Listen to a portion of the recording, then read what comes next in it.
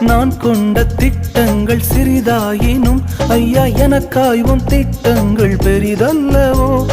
புழுதியில் இருந்து என்னை உயர்த்தினீரே, ராஜாக்களோடு அமர்த்தினீரே. புழுதியில் இருந்து என்னை உயர்த்தினீரே, ராஜாக்களோடு அமர்த்தினீரே. உந்தன் கிருபைகளை எண்ணி நான் பாடுவேன், உந்தன் மகிமைதனை தினம் நான் ருசிப்பேன். அல்லேலுயா அல்லேலுயா அல்லேலுயா அல்லேலுயா.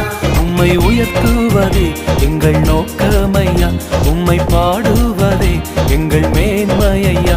உம்மை உயர்த்துவதே எங்கள் நோக்கமையா, உம்மை பாடுவதே எங்கள் மேன்மையா.